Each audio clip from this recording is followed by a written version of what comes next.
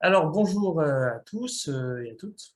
Ce soir, donc, on va, dans cette deuxième conférence Nature Dive, on va parler du coralligène, qui est un écosystème caractéristique typique de la Méditerranée et qui donc doit son nom aux récifs tropicaux, puisqu'on va y trouver du corail, mais c'est pas la même chose, donc coralligène, qui a une forme de corail qui ressemble à des récifs coralliens, un peu dans ce thème-là. Pour ceux qui n'étaient pas là à la première conférence, je m'appelle Jean-Vincent Viring-Gracia, je suis administrateur chez Nature Dive depuis quelques années et je suis donc écologue marin de formation. Alors, on va démarrer tout de suite. Donc, quand on plonge dans ces profondeurs coralligènes, la première chose qui nous arrive dans les yeux, et d'ailleurs plus encore si on n'a pas de lampe, c'est qu'on manque de lumière. Donc, c'est un environnement qui est potentiellement sombre, puisque après, ça dépend de certains paramètres environnementaux. Mais voilà, on est quand même sur quelque chose de sombre. Il nous faut des lampes pour pouvoir voir les couleurs, pour pouvoir bien observer les espèces, etc. Donc, le premier paramètre limitant et le premier paramètre qui va influer la distribution de ces formations coralligènes, c'est la présence de lumière. Autre point, après on va le développer un peu plus tard, autre point qu'on a étudié, c'est l'atténuation du mouvement de l'eau. Alors là, ici, vous avez un petit diagramme de la distribution en fonction de la profondeur de certaines formes, alors coralligènes, photophiles et hors de l'eau. Ici, vous avez tracé le tracé du mouvement de l'eau. Alors, vous avez des valeurs, pas besoin de rentrer dans le détail, qui varient en fonction d'une profondeur. Ce que l'on constate, c'est qu'à faible profondeur, donc entre 2 et 5 mètres, on a ici un mouvement de l'eau qui est très variable, puisqu'on a cet écart type très important. Donc, ça varie beaucoup, puisqu'on a des tempêtes, des coups de mer, du vent, etc.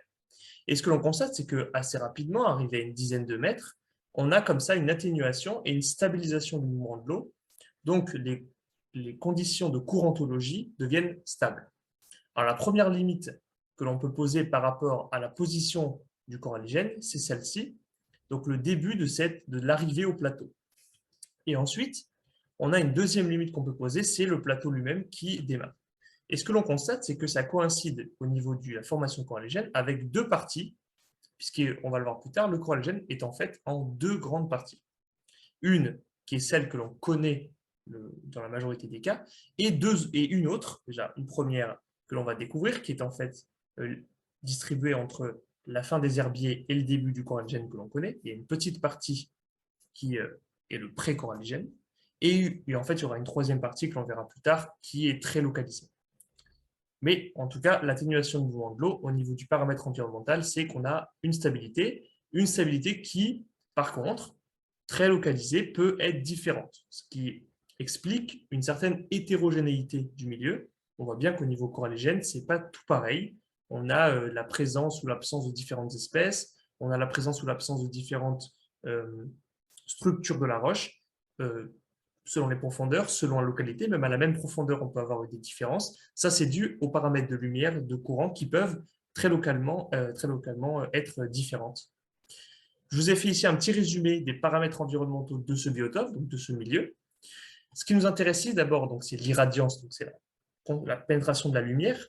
On voit que dans les formations coralligènes, on a une irradiance qui varie entre 0,5% et 3% de l'irradiance de surface. Donc, on est sur une irradiance très, très faible. Donc, les 3%, c'est le début du coralligène que l'on connaît. 0,5%, c'est au niveau du coralligène profond. Donc, on peut atteindre des zones extrêmement faibles en lumière. Donc, le point important pour la distribution du coralligène, c'est cette absence, cette faible luminosité. Deuxième point, on a une atténuation importante, ça on l'a vu juste avant, du mouvement de l'eau. Donc, on a une courantologie qui est stable. La température, alors il y a eu des relevés qui ont été faits de plein d'études. On est entre 13 et 22, donc 13 degrés, c'est le minimum méditerranéen typique, même si on a des pointes qui peuvent descendre à 12,5, 12, selon, pareil, localement, les paramètres qui peuvent changer. Et 22, ça peut monter 23, 24, selon les localités géographiques. Mais en moyenne, dans ce que l'on sait au niveau méditerranéen, on se situe entre 13 et 22. La salinité, c'est celle de la Méditerranée, elle ne bouge pas trop, entre 37 et 38 grammes par litre.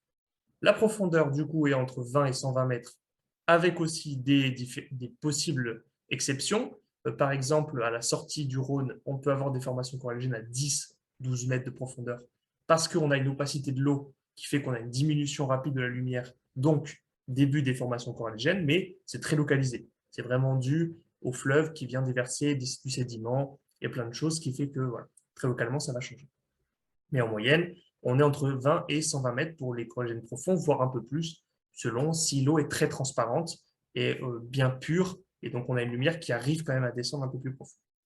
Et on a ce paramètre de sédimentation qui varie énormément, puisque ça dépend également de la présence de l'homme près des côtes ou pas, entre 6 et 500 grammes par mètre carré et par jour. Alors, la sédimentation, c'est de la poussière organique qui descend de la surface et qui se dépose. Et on verra qu'il y a des habitants typiques d'ailleurs de ces sédiments. En tout cas, on a une sédimentation qui peut être relativement importante selon la profondeur, selon le courant, selon la présence de constructions humaines à côté, etc.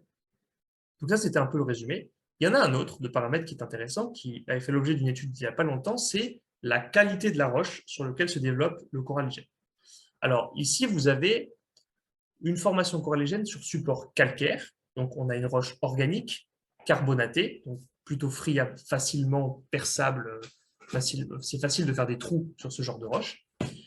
Eh bien, elle a montré une biodiversité plus importante, significativement, que des roches granitiques. Donc, quand on a une formation coralligène sur un support granitique, le granit, c'est vraiment une roche beaucoup plus dure, on a une plus haute biodiversité. Alors, bien sûr, il y a d'autres paramètres qui peuvent jouer que la qualité de la roche. Peut-être qu'il y a des paramètres environnementaux qu'on ne connaît pas. Néanmoins, il a été montré que certaines espèces étaient plus friandes d'une ou d'un autre support. Par exemple, la gorgone pourpre préfère les supports calcaires, significativement. Les éponges accinelles calcaires, ici on les voit ici, préfèrent les supports granitiques. Elles sont plus nombreuses en plus grande densité. Alors, est-ce que l'absence des gorgones pourpres aide les accinelles à se développer? Voilà, il y a d'autres questions qui rentrent en jeu pour expliquer ces différences de biodiversité. En tout cas, ce qui a été montré, c'est que le support rocheux sur lequel peut se développer ces formations coralligènes a une importance sur la biodiversité qu'on va pouvoir y rencontrer. Alors, du coup, par ces paramètres environnementaux, on a des cartes qui ont été faites sur la distribution de ces formations coralligènes. Donc ici, vous avez des points qui représentent les formations coralligènes connues, dues à des études de suivi, d'exploration, etc. Alors, la première chose, c'est qu'on voit que dans les pays où on a un effort de recherche qui est important, au niveau marin, donc en Italie, la Croatie, la Grèce en fait beaucoup, en France également et en Espagne, on a beaucoup de données. Par contre, on voit que dans la partie sud de la Méditerranée, il n'y a pas de très peu de points rouges. Ce n'est pas parce qu'il n'y en a pas, mais c'est parce qu'il n'y a pas d'effort scientifique là-dessus. Donc, on a un manque de données très important et ça ne concerne pas que le coralligène, mais beaucoup d'autres paramètres et beaucoup d'autres écosystèmes du sud de la Méditerranée. On manque énormément de données scientifiques. Donc là, on a une première vue, disons, de ce que l'on sait, où se situent les formations coralligènes. On peut estimer qu'elles sont un peu partout.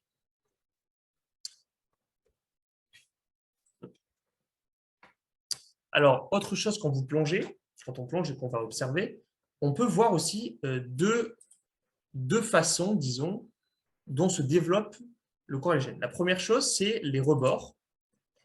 Alors, on voit que les rebords, c'est en fait au niveau des tombants et en fin de tombant. Et l'idée, c'est que ça peut créer comme ça des surplombs rocheux. Souvent, c'est au début de grottes, par exemple, de grands trous. On va avoir ces surplombs. Et ces surplombs vont avoir certaines espèces, ici par exemple du corail rouge, qui préfèrent largement ce genre de rebord par rapport à des plateaux. Et autre point, c'est les coralligènes en berge, donc c'est souvent des plateaux bien plats, ou bien en gruyère. Ça peut être aussi des patates isolées. Et ici, on va avoir une formation un peu plus spécifique avec des trous partout, vraiment extrêmement troués, avec des très grandes cavités. Mais ça peut être des cavités qui sont sur le dessus de la roche, alors que sur le côté tombant, on aura des cavités qui seront sous des surplombs ou des rebords.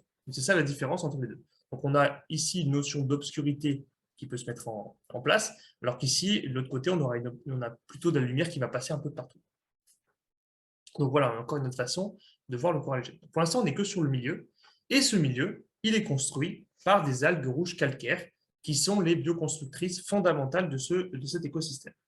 Donc ces algues rouges, alors il y a beaucoup d'espèces, je ne vais pas faire une liste exhaustive, je vais parler des 4 plus importantes. Alors on a 2 espèces de mésophyllum, donc c'est une algue rouge calcaire qui a un liseré blanc, comme vous pouvez le voir. Alors, ce liseré blanc est caractéristique par rapport à l'autre espèce d'algue rouge, qui est le lithophyllum, qui est ici à gauche, où on voit qu'il n'y a pas ce liseré blanc. Donc, comme ça, on peut reconnaître le mésophyllum du lithophyllum. Après, c'est plus ou moins facile de les observer selon la lumière, etc. Mais c'est un des critères que l'on peut utiliser. Donc, on a mésophyllum et lithophyllum, et on a une quatrième espèce qui est Peissonelia. Donc, Peissonelia, il y a aussi plusieurs espèces. Ici, c'est Rosa marina, c'est une espèce qui est plutôt dure de Peissonelia, puisqu'il y a une autre qui est plus souple et qui se retrouve un peu plus haut au niveau de la profondeur. Celle-ci est dure et elle participe activement à la bioconstruction. Qu'est-ce qui se passe? Ces algues rouges produisent du carbonate de calcium, du calcaire, et donc ça crée une couche basale finalement sur la roche. De là, sur cette couche, va se construire, va s'élever et se développer des espèces, ou alors vont percer et éroder d'autres espèces. Donc ça va être dans les deux sens. Mais la base, ce sont ces algues-là. Ça, c'est très important de le retenir.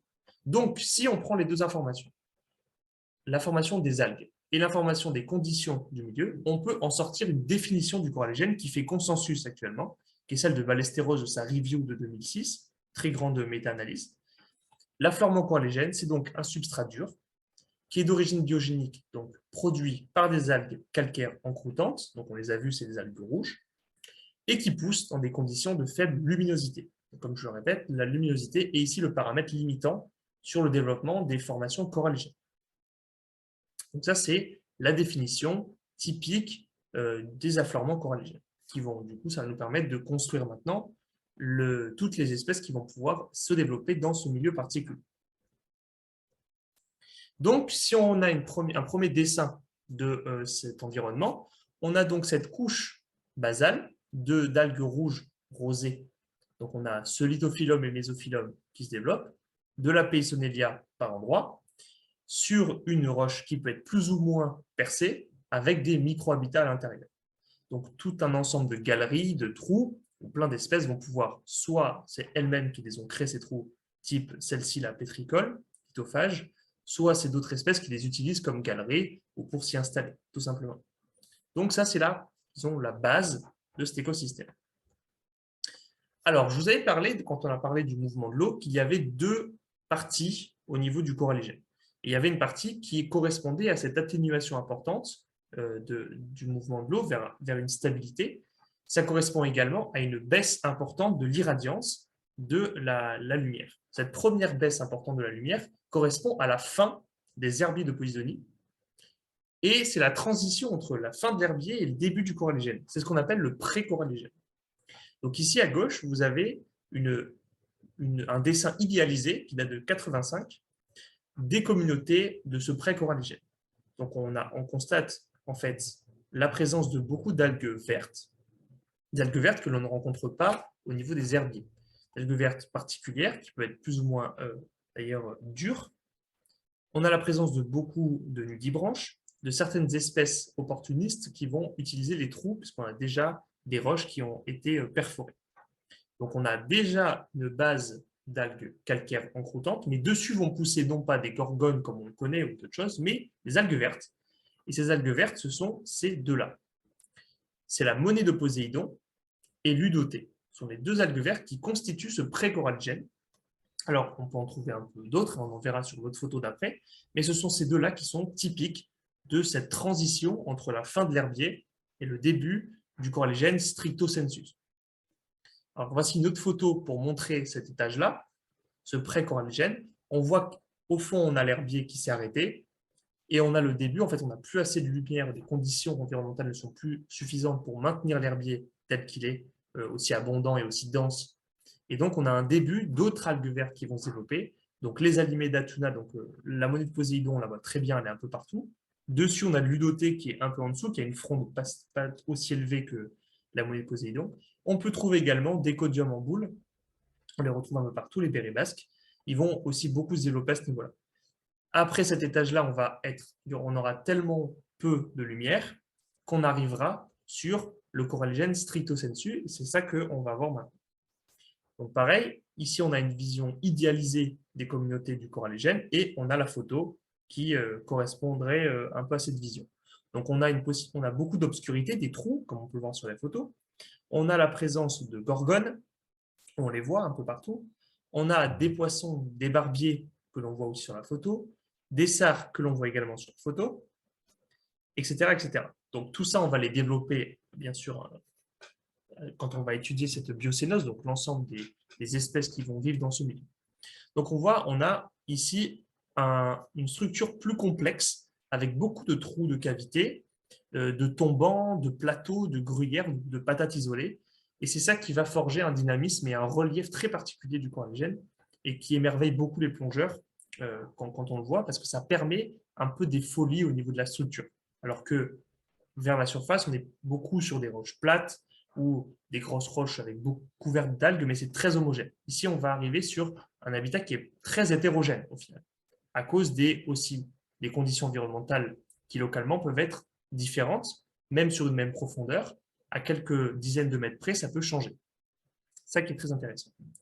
Alors voici une photo aussi typique d'une roche coralligène, avec cet énorme banc de barbier qui nage au milieu des gorgones, et des trous un peu partout qui permettent à des opportunistes de venir s'y cacher.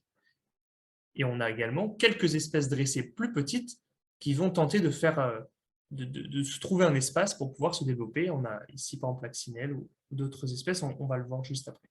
Donc ça, c'est vraiment la vision idéalisée de ce que c'est que du coralligène comme on aime le voir. Alors cette structure, maintenant stricto sensus, comment elle se situe? D'abord, on a, comme je l'ai dit, je le répète, le basal. Donc on a cette couche d'algues calcaires qui prépare finalement, qui va fonder cet écosystème. On a un côté arbustif avec des espèces qui ne vont pas se développer de manière très élevée au niveau des talus, de la construction, etc. Donc on va retrouver des bryozoaires, des éponges ou des anémones. On aura ensuite une canopée, donc les plus grandes espèces dressées, type gorgone, qui vont être vraiment typiques de cette canopée. Mais il ne faut pas oublier qu'il y a également un dessous avec des micro-habitats, des espèces qui ont créé des galeries et qui vont abriter énormément, vraiment beaucoup d'espèces que l'on ne voit pas en plongée et qui pourtant sont là et qui vont y vivre. D'ailleurs, la sédimentation de la surface au niveau des plateaux à coralligènes va s'infiltrer dans ces trous et va permettre dans les galeries de créer du sédiment et de créer du coup une biodiversité sédimentaire importante. Donc là, c'est la structure, une vision un peu artistique de ce que c'est que le coralligène. Alors maintenant, on va pouvoir parler de la biocénose, donc des espèces qui se développent dessus. Alors la dernière grosse analyse qui a été faite recense 1666 espèces, précisément. Alors, on va les voir pas tout en détail, mais en tout cas les groupes les plus importants. Alors, au niveau des groupes taxonomiques les plus représentés au niveau de ce coralligène, ce sont les algues, avec 315 espèces référencées. Et en deuxième, ce sont les polychètes. Donc, les polychètes, ce sont des vers annelés. En fait, il y en a beaucoup qui sont tellement petits qu'on ne les voit pas, hein, bien entendu. Il y en a énormément dans les micro-habitats et dans les sédiments, également à l'entrée de grottes, au niveau des surplombs, etc.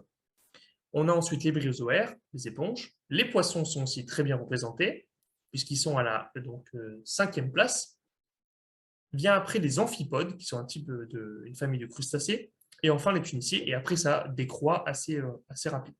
Donc là, c'est pour vous montrer les premiers groupes les plus représentés.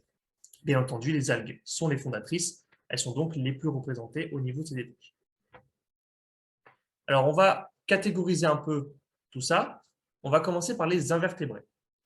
Donc, les invertébrés, comme on a pu le voir, c'est le groupe par rapport aux vertébrés qui est bien plus diversifié, bien plus représenté que les vertébrés. Et il y a longtemps, Hong, en 82, qui est un chercheur qui a beaucoup travaillé sur le coralligène, avait un peu catégorisé les invertébrés qu'il avait recensés et rencontrés. Et il avait donc fait 4 catégories. La première, c'est ce qu'il a appelé donc l'épifaune. Donc, c'est des espèces qui poussent sur les concrétions d'algues. Et l'endofaune, ce qui vit dans les sédiments. Donc, selon les recensements qu'il avait fait, ça représente 67% des invertébrés. Donc, c'est ce qui pousse et qui pousse sur les concrétions et qui vit dans les sédiments. Donc, voilà une photo où on voit bien cette épifaune. Donc, ici, on a les gorgones, typiquement, qui vont pousser dessus. Ça, c'est typique de l'épifaune. Il y a d'autres espèces. On a par exemple les accinelles. Donc ici, on a une accinelle, c'est une éponge dure. Alors, on a différentes formes d'accinelles, mais elles vont pousser dessus. On a également des tuniciers type l'acidie rouge, très représenté dans le coralligène. Il y a d'autres acidies possibles, mais celle-là, c'est vraiment la plus représentée. On a aussi le corail rouge, qui peut créer de manière locale des grands plafonds très, très jolis, très arbustifs, qu'il faut préserver, puisque c'est très recherché pour la joaillerie, donc il faut essayer de le préserver au maximum. Et on a d'autres espèces d'orgones, à part la gorgone pourpre, on a la gorgone orange, la gorgone blanche. Donc là, c'est l'épifaune. C'est vraiment ce qui pousse par-dessus.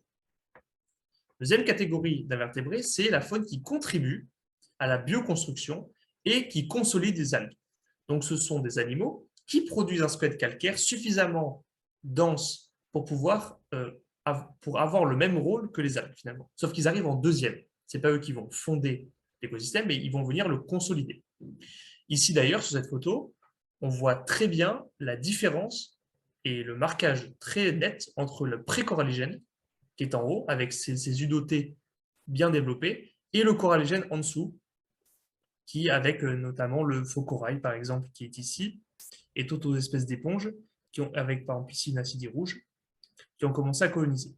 Donc on a cette différence qui est vraiment très très marquée. Donc on va voir ces animaux qui bioconstruisent et qui consolident les roches à coralligène.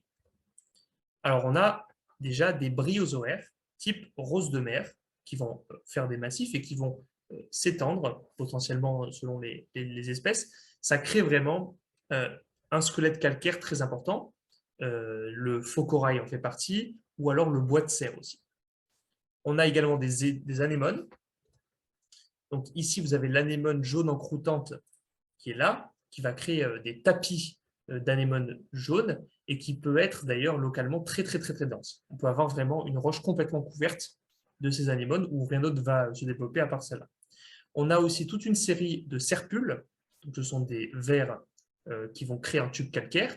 Et comme ils créent un tube calcaire souvent en croûtant, et ils vont être d'ailleurs souvent denses, et ben, ils vont aider à consolider toute la roche. Et enfin, toute une série de coraux, parce qu'il y a des coraux en Méditerranée, comme celui-ci, donc le cladocore, et on a d'autres coraux comme le corail jaune solitaire, qui est ici, alors qui localement peut être dense, et qui va créer donc son squelette calcaire et qui va se répandre et qui va consolider. On a également le corail nain, qui est aussi particulièrement friand, plutôt des surplombs, un peu plus à l'obscurité que les autres coraux. Alors on peut citer aussi la dent de cochon, la dent de chien, etc. Ensuite, il y a 7,5% de ces invertébrés qui sont de la cryptofaune, c'est-à-dire qui vont se cacher, coloniser les trous et les crevasses. C'est souvent des opportunistes d'ailleurs. Alors, on a les cigales, dont la grande cigale de mer, qui est une espèce protégée, qui va particulièrement aimer se cacher le jour et elle a plus une activité nocturne. On a la langouste rouge, on peut aussi citer le homard. On a le poulpe, bien entendu, le poulpe commun qui aime se cacher dans ces trous, qui peuvent en plus être particulièrement vastes. Et enfin, le ver Bonelli, par exemple, qui est un ver qui vit à l'intérieur de trous et qui va faire sortir sa hampe, sa trompe, pour pouvoir chercher de la nourriture un peu partout. Et ici, vous avez, c'est une femelle, puisque le mâle est microscopique, et il vit accroché à la femelle. Donc la femelle, c'est elle que l'on voit quand on voit la hampe sortir du trou. Donc ça, ce sont les espèces d'invertébrés qui colonisent les trous et les crevasses, qui ont été faits par qui? Eh bien, par des érodeurs. Et ils ne représentent que 1,5% des espèces d'invertébrés rencontrées. La plus connue, c'est la date de mer, qui est une espèce protégée, la première d'ailleurs espèce protégée de l'histoire en Méditerranée. Alors, elle n'est pas protégée parce qu'elle est en voie d'extinction, elle est protégée parce que sa pêche nécessite la destruction des roches. La date de mer est un mollusque qui fore la roche avec des enzymes qui va la manger en fait. Et du coup, pour aller la chercher, parce que c'était un méprisé, il fallait détruire la roche. Donc, il y avait à l'époque beaucoup de dattes de mer sur les pontons, dans les ports, sur les digues. Et donc, les gens allaient carrément détruire au marteau-piqueur ou à la dynamite pour récupérer les dattes. Ce qui a causé, et là on voit sur ce dessin en fait en bas, la pullulation des oursins. En fait, quand vous avez une roche, ça peut être du coralligène ou autre chose, hein, qui est colonisée par des dattes de mer et qu'on veut les récupérer, en cassant la roche, on crée de nouveaux trous bien entendu, on détruit complètement, donc on crée de nouveaux espaces pour accueillir des larves d'oursins qui se développent énormément et qui vont manger tout et qui vont finir par mettre la roche à nu. Donc on a un shift d'écosystème dû au fait qu'on pêche illégalement les dattes de mer. Maintenant, bien entendu, c'est beaucoup plus restreint, les gens ne le font presque plus, mais voilà, fallait en parler. Autre érodeur qui est le plus connu finalement, c'est la clione. Alors, Cliona viridis, il y a d'autres espèces de clione, c'est une éponge qui est perforante. Alors ici, vous avez sur cette photo, alors, là vous avez la surface et vous avez l'intérieur de la roche qui a été mangé par la clione. Et là, on voit que l'éponge s'est bien répandue à l'intérieur de la roche, a dissous quasiment, on pourrait dire ça, hein, la roche de l'intérieur, et se développe comme ça. Ça permet du coup de créer des trous, des crevasses.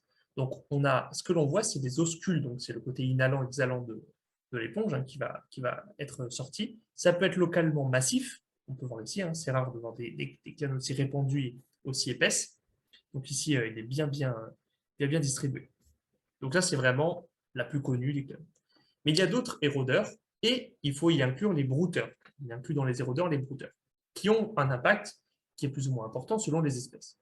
L'une des connues brouteuses et racleurs même, très rencontrée, c'est la Doris dalmatien. La Doris dalmatien, en plus, elle fait une chasse très sélective puisqu'elle ne mange que sur l'éponge pierre. Elle ne mange que celle-là. Et elle va, elle, racler. Autres érodeurs, et cette fois des plutôt perceurs qu'on va trouver, ce sont un autre bivalve, comme la date de mer, la pétricole lithophage, qui elle aussi fait des galeries, va creuser pour avoir son trou. Les vers sont aussi potentiellement des vers perforants qui vont faire des petits trous dans les algues calcaires, s'y loger et faire sortir leur soie qui va leur permettre de récupérer comme ça dans le courant les nutriments qu'ils ont besoin. Mais ça peut être, vous voyez, ça peut être très étendu sur de grandes surfaces. Et enfin, on ne faut pas oublier, chez les brouteurs, il y a les oursins, notamment l'oursin granuleux, qui est le plus représenté dans le coralligène. Et on a la présence d'une nouvelle espèce protégée, ça fait beaucoup déjà depuis qu'on en parle, c'est l'oursin diadème, qui va aimer aussi ces formations-là. Donc, ces différents invertébrés vont permettre comme ça de créer un relief en 3 dimensions, donc on appelle les bourrelets de concrétion coralligène, et en fractueux parce que ça crée des trous, des crevasses, etc. Donc on a cette lame basale d'algues calcaires qui se développe. Dessus vont pousser, ici, donc c'est du pré-coralligène puisqu'on a de l'udoté et de la monnaie de Poséidon. Et ensuite, dès que la lumière n'est plus assez importante, on passe à du faux corail, du corail rouge, des acidies, des anémones encroutantes, avec la possibilité d'avoir des trous plus profonds, encore plus obscurs, qui vont permettre à des éponges de dominer. Donc on a comme ça ce relief en 3D qui est caractéristique et qui permet une hétérogénéité du milieu. Donc ça, c'est très important de se rappeler de ça. Et donc, il arrive le 3e point de coralligène. On a vu le pré-coralligène avec une domination de 2 algues vertes.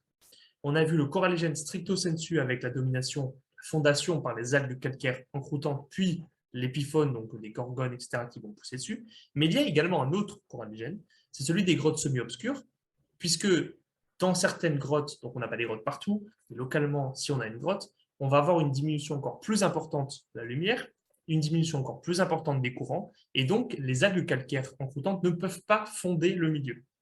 Et comme elles ne peuvent pas fonder le milieu, quelque chose d'autre va venir à leur place, c'est les coraux et les éponges. Donc je récupère ces slides que j'ai fait sur une autre conférence sur les grottes sous-marines, mais ici, elles s'y prêtent aussi, puisque on va pouvoir parler de la domination de ces 2 grands groupes, et du coup, c'est elles qui remplacent les algues dans ce coralligène, qui est un vrai coralligène étudié. Donc on a par exemple des algues qui vont plutôt couler, comme les Oscarella. On a des algues, beaucoup d'algues encroutantes, type l'algue encroutante orange ou l'éponge bleuâtre, qui vont se répandre comme ça sur les parois. On a l'éponge pierre, qui a une hypercalcification des tissus, donc qui est un trait qu'on pensait disparu depuis très longtemps. Les agélas orange, qui sont aussi typiques de ces parois un peu plus à l'ombre. Le corail nain et le corail jaune solitaire, on les retrouve également. Et enfin, on a la madras étoile, qui fait un peu des plafonds comme ça stellaires, avec d'autres agélas orangés, et d'autres espèces de coraux qui peuvent localement être très denses et faire les tapis d'individus. Donc ça, c'était pour le côté, rapidement, le coralligène des grottes sous-marines. Maintenant qu'on a vu donc, les invertébrés, on peut passer aux vertébrés. Donc, quelle est leur place dans ce milieu qui, ce que l'on constate, c'est quand même très dominé par des invertébrés qui se font un peu la guerre entre la destruction et la construction. Donc, on a beaucoup d'espèces qui vont se développer. On a vu qu'il y avait 110 espèces de poissons. Les connus, la mostelle, ici, qui est un poisson très typique, qui aime particulièrement se mettre dans des trous. On a toutes des espèces un peu de poissons serpentiformes, type congre ou murène. On a tout un tas de blennies et de gobies. Alors, on ne va pas faire une liste exhaustive, il y a beaucoup d'espèces, mais il y en a beaucoup qui vont aimer se cacher.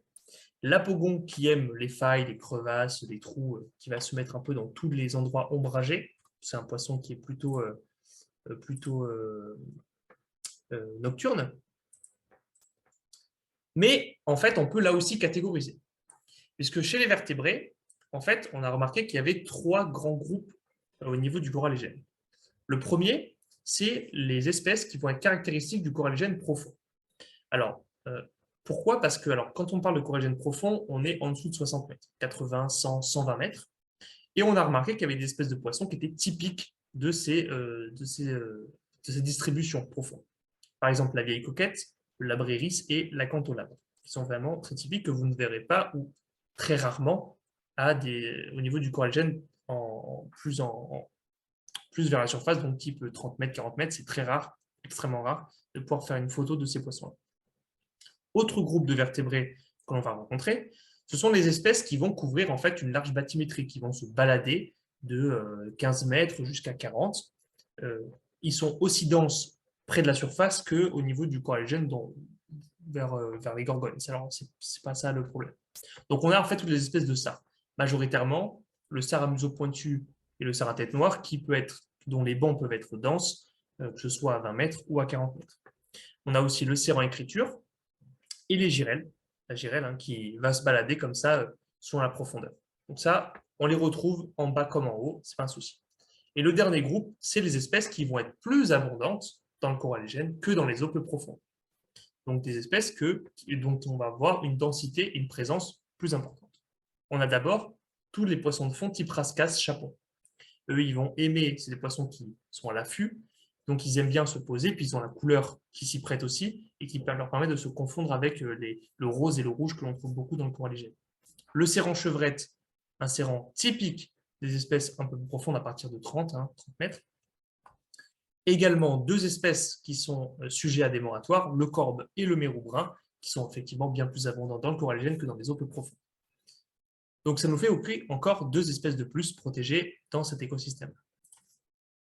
Alors maintenant qu'on a vu le milieu et ses paramètres environnementaux, qu'on a vu la biocénose des espèces, les invertébrés, les vertébrés, qu'on a évidemment fait une liste non exhaustive, mais bon, on a vu quand même pas mal, on va voir un peu comment ça fonctionne cette dynamique.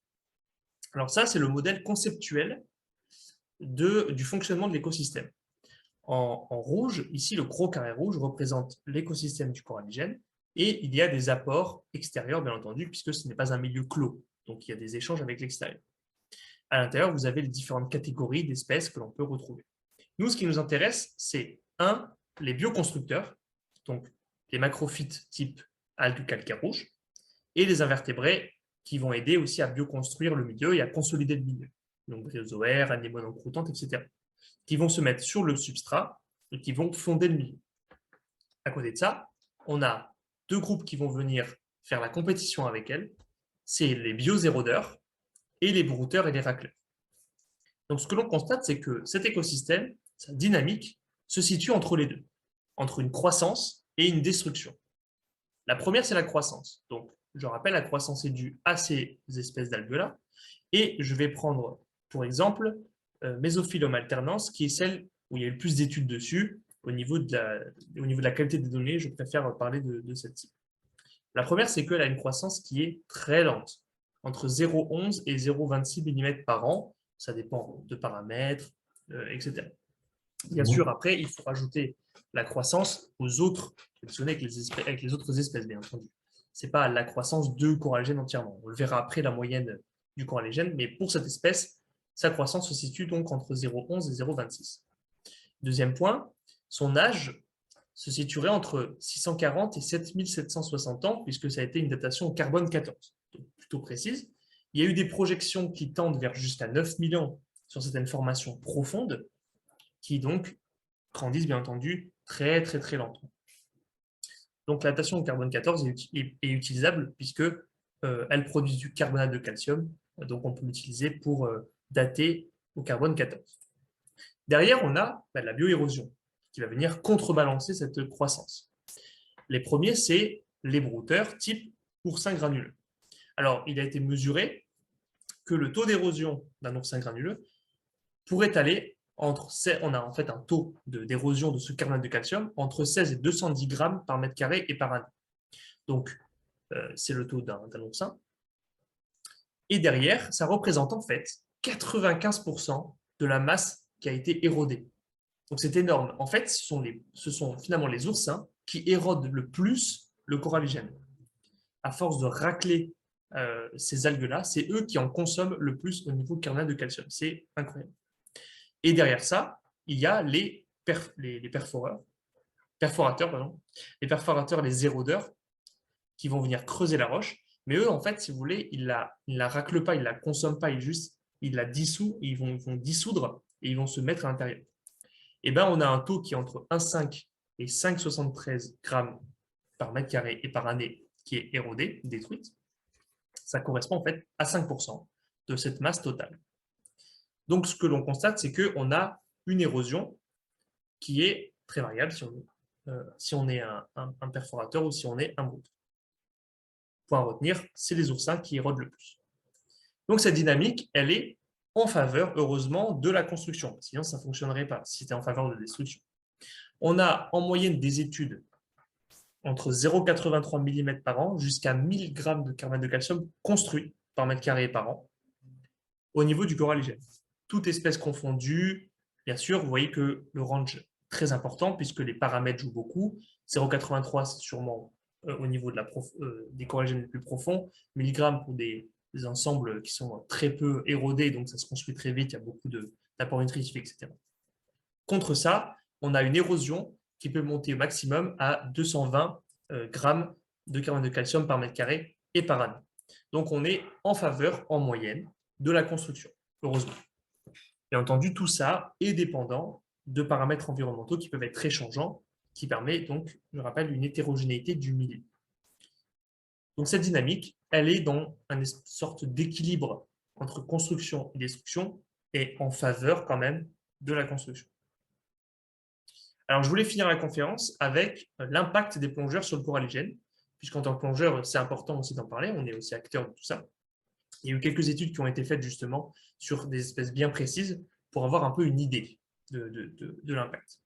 Alors, les îles Médès avaient une réserve qu'ils ont ouverte au public pendant 1 an.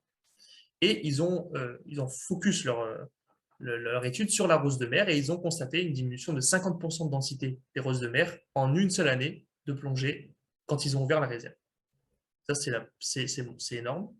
Et deuxième donnée que l'on a, c'est cette fois une augmentation, mais de la mortalité des adultes de gorgone pourpre dans les zones à forte fréquentation de plongeurs, entre 4,9 et 6,9% de plus. Donc, ce n'est pas négligeable et c'est significatif. Donc, voilà, les plongeurs, on a une responsabilité quand on va visiter ces écosystèmes fragiles, et il faut être capable de les conserver pour pouvoir y retourner, pour pouvoir toujours voir une beauté et ces couleurs magnifiques. Alors, les points à retenir. Premier point, c'est un écosystème qui est donc bioconstruit par des algues rouges calcaires en faible luminosité. Ça, c'était vraiment le point important qui définit le coralligène. Puis ensuite, c'est renforcé par des animaux constructeurs, anémones de mer encroûtantes, bryozoaires, etc. Deuxième point, on a une haute biodiversité. C'est le deuxième écosystème le plus biodivers après les écosystèmes de petits fonds, type herbier, etc., avec 1666 espèces. Ensuite, on a un dynamisme qui est lent. On a vu que la construction peut être très lente selon les conditions et qui se situe un dynamique qui est entre une construction et une érosion. Donc, si l'impact est répété, fréquent, toujours de la même façon sur le même milieu, nécessairement, le dynamisme ne pourra pas être suffisant pour pouvoir contrebalancer l'impact et on va même arriver à un moment donné où on n'arrivera pas à retrouver ce qu'il y avait avant, tout ça on ne le retrouvera jamais, mais on ne va pas combler ce qui a été détruit. Et donc, c'est fragile à cause de ce dynamisme. Et surtout, on a la présence de beaucoup d'espèces protégées. Le mérou, le corbe, l'oursin diadème, la grande cigale de mer, la date de mer, c'est énorme, énormément d'espèces protégées. Donc, il faut conserver tout ce magnifique patrimoine naturel. Voilà. J'espère que ça vous a plu. Je crois que dans la discussion, il y a des questions. De quelle façon les plongeurs impactent-ils? Alors, les plongeurs, effectivement, comme il dit Fred, les bulles peuvent être importantes parce que si vous visitez dans des grottes ou certains surplombs, les bulles que vous émettez peuvent se bloquer au niveau des surplombs et créer des nécroses localement si elles ne sont pas évacuées. Le contact, évidemment, alors les gorgones ont une souplesse relative, mais un gros coup de palme peut déchausser, mal fait, voilà, peut déchausser certaines espèces. Les roses de mer, par exemple, c'est surtout des contacts entre le plongeur et la rose de mer dus à des palmes, etc. Donc ça, c'est important. Et tu m'as dit donc en zone, du coup, Fred, tu m'avais marqué, en zone littorale, est-ce qu'on est plus sur un substrat calcaire? Oui, on est plus sur un substrat calcaire. Après, ça dépend, bah, localement, je pense que tu sais, géologiquement parlant, il y a des zones qui sont plus ou moins calcaires, parfois c'est granitique. Donc on a, ouais, ouais. Mais c'est pour ça que c'est intéressant, c'est le côté hétérogénéité. Voilà, on n'a pas un milieu homogène, aussi homogène que des herbiers, par exemple. Voilà, vous pouvez rallumer vos micros si vous avez besoin de poser des questions.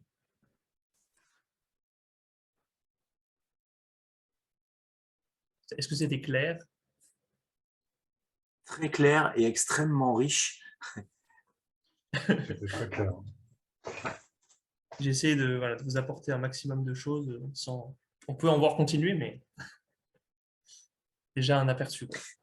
J'ai bien compris la nuance des algues constructrices et surtout le mésophyllum, le lithophyllum. Donc maintenant, c'est bien rentré. Et la Peissonelia, je crois, la dernière, elle est très dure lorsque tu la touches. Donc déjà, c'est une bonne base pour aller vers la construction de ma pensée coralligène. Ah, c'est ça. Oui, alors la Peissonelia, celle-là, donc il y a plusieurs espèces et celle que j'ai montrée, c'est celle qui est dure particulièrement parce que par Ah, exemple, Peissonelia squamata, elle est beaucoup plus souple. aïe, On peut la retrouver au niveau des herbiers par exemple. d'accord. Au toucher, tu vas voir, Elle est- le tal est beaucoup plus souple que D'accord. Rosa marina, qui est quasiment aussi dur que le lithophyllum. Après, c'est vrai qu'il y a eu des recherches qui ont été faites sur des coralligènes un peu, entre guillemets, fossilisés, mais très vieux. Et en tout cas, au niveau fossilisation, on ne trouve pas de Peissonelia. La densité des cristaux d'aragonite à l'intérieur, etc., fait que ça ne se fossilise pas bien par rapport à du lithophyllum qui est très, très, très, très calcaire. Et donc, il a une densité de cristaux qui permet d'être fossilisé beaucoup plus facilement. Et donc, on les met beaucoup plus en avant au niveau historique, fossile, etc. Lithophyllum et mésophyllum. D'accord. Voilà. Il faut être aussi vigilant dans les observations. Je pense que tu l'as vraiment bien évoqué et je ne savais pas que l'oursin granuleux, par exemple, et le diadème, ils sont responsables de 95% de l'érosion, si je me souviens bien du chiffre. C'est ça. Donc, c'est aussi un point important de regarder dans nos plongées. Est-ce qu'on n'a pas.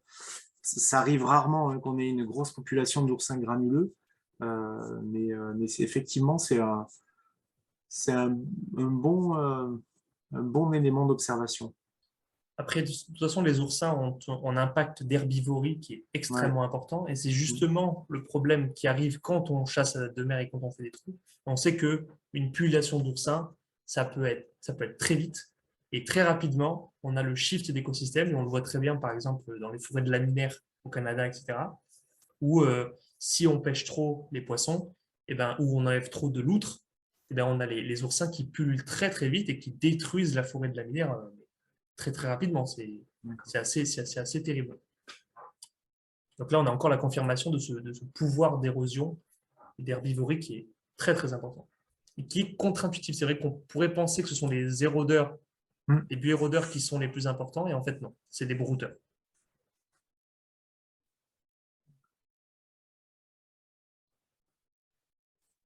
Je ne sais pas si vous voulez une Oui, slide juste, là-dessus. comment ça, il érode ça? Ah bah il érode en mangeant, hein. Il passe Ah, c'est en dessus. mangeant. Oui, oui, D'accord. il se met sur les algues et en fait, donc lui, il a ce qu'on appelle la lanterne d'Aristote. En fait, il y a 5 dents qui lui permettent de racler la roche et ils sont capables de mettre la roche à nu si un effort d'herbivorie très important. On peut arriver à une roche qui est complètement nue. Ok. Ouais, ouais, c'est le cas. Alors, si je retrouve la slide avec le dessin, et c'est un peu, voilà, c'est un peu ça qui est mis en avant. Et ça, c'est ce qu'on appelle des barènes. Donc, c'est un écosystème en fait qui est stable dans le temps, parce que les oursins ils sont capables de perdurer, mais qui malheureusement est très homogène. Et donc, on a comme ça une roche complètement à nu. Et le moins de choses qui poussent, et ben, c'est tout de suite. J'en ai déjà vu des roches Ouais. comme ça.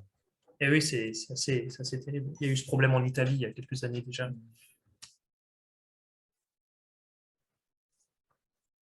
Et l'impact de la sédimentation, on en avait parlé, je crois, la dernière fois. En cas de...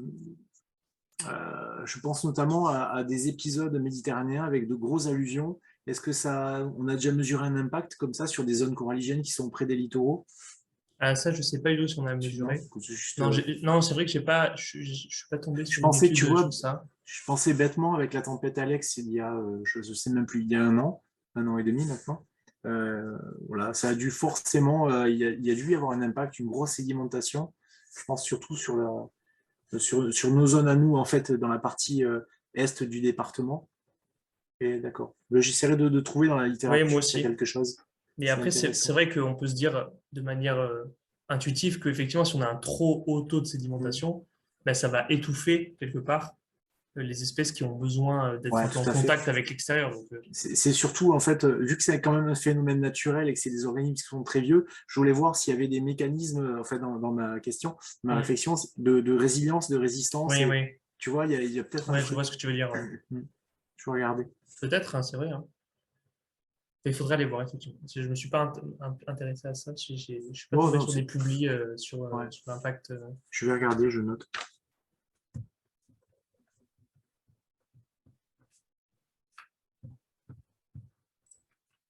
Parce que je suis pratiquement convaincu qu'il doit y avoir des trésors d'ingéniosité insoupçonnés pour revivre. Comme c'est les organismes qui sont, enfin, les massifs sont tellement vieux qu'ils ont dû en voir d'autres. Et il doit y avoir Oui. des choses qui nous échappent. Après, tu sais peut-être que juste le mouvement des espèces vagies, tu vois, Ah oui, les congues, les murènes, tout ça, finit par ah enlever oui. assez rapidement la poussière. Ah, Il doit y avoir des choses comme ça. ouais, ouais. Logiquement. Oui, je n'y ai pas pensé. Après, ça a un impact effectivement dans des endroits où les crevasses ne sont pas accessibles à ces espèces-là et que ça s'accumule. Et à ce compte-là, on a de l'endofaune qui va vivre à Ouais. l'intérieur, qui va préférer se mettre dans le sédiment.